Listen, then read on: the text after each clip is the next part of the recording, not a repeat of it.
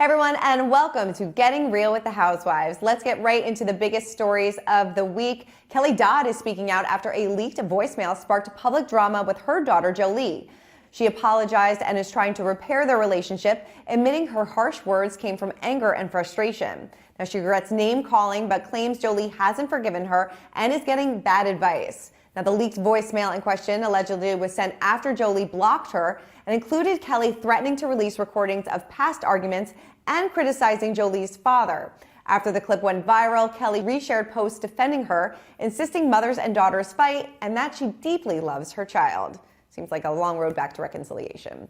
All right, well, Real Housewives of Beverly Hills newcomer Natalie Fuller is embroiled in a bitter divorce from her estranged husband, TV powerhouse Simon Fuller, who's worth an estimated $600 million.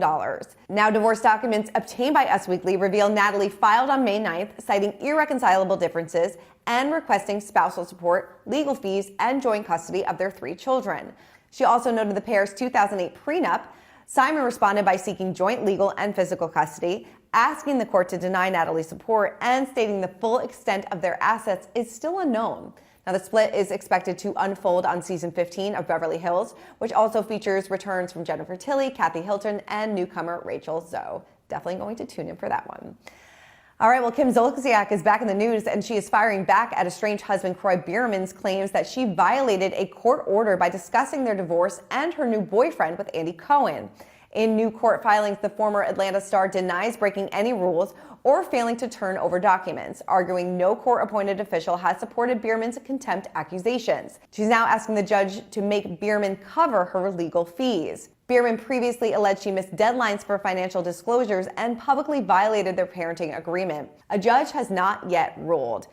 I feel like this is just continuing to get worse and worse and worse. We talked to Kim on the red carpet at BravoCon. She talked a lot about their split and her new boyfriend. So it seems like she is trying to move on with her life, but this legal battle is going to go on for quite some time. All right, well, let's get into our biggest drama of the week. And Kim's former co-star Kandi Buruss is pushing back hard on estranged husband Todd Tucker's claims about their prenup. And she's actually using Bravo footage to do it. In new court filings, Kandi says Todd's allegation that he signed their 2014 prenup without proper legal representation simply isn't true.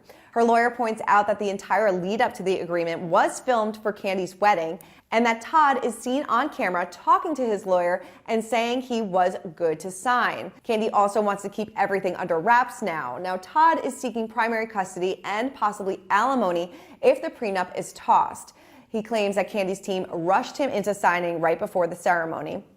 She is now asking for primary custody herself, arguing she has consistently covered childcare, including their nanny, despite both parents traveling for work. She lists their separation as July of 2025 and says their kids have a strong support network nearby as the custody battle heats up. This is going to get nasty, but you know what? Kandi has everything on camera. She had so many spinoffs that this marriage has been documented from day one until now. So I feel like she has a lot of evidence to back her up. So not sure Todd has a leg to stand on, but I feel like he's definitely going to fight for that Kandi money. All right, well, let's get into our Housewives secrets. And Kyle Richards is spilling all about this new season of Beverly Hills.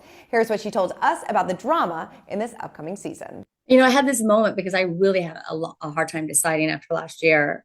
And I was way past the point I was supposed to decide. And Mo had just moved out and Alexia had just moved out, sort of back to back within weeks of each other, which was really jarring. And I came home one day and it was very quiet in the house. And I was like, oh my gosh, you know, if I do leave the show, and even though I'm doing like my other projects, it's going to be such a big change in my life and another loss, really, because the crew, you know, obviously the cast members, but the crew become a big part of your life too. And what you do, this takes up a huge portion of my life every year. The majority is filled by housewife stuff. So I thought, oh my God, that's just going to be another weird loss for me. And I didn't think that would be good for me mentally. So I thought, you know what? Maybe I'll just hang in there another year and see how I do, because I'm getting stronger now. And I mean, last year I was not strong. Every time I say something too, it becomes a headline, like Kyle says she's not.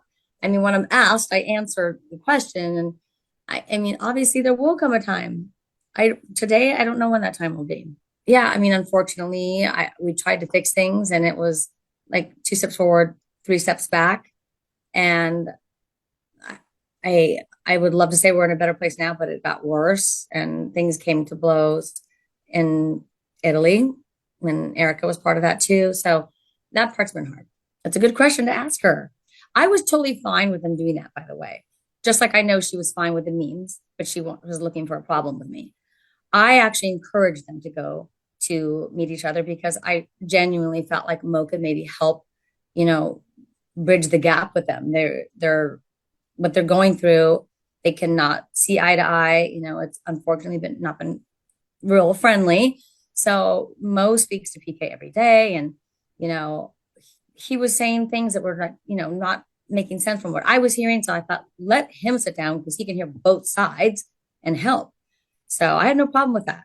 And just like she should not have, you know, made a big deal about the memes. Erica.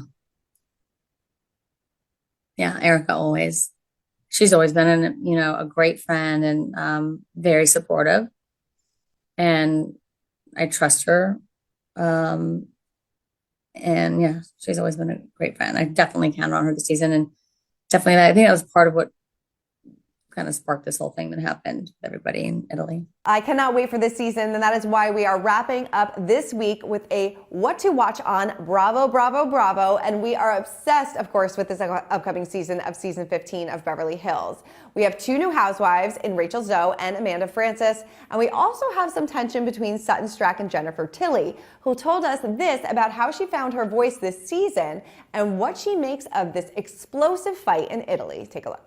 I'm just going to say that was so unexpected, and that dinner where it all went down, everybody was in shock. And that's all I'm going to say. They were in shock.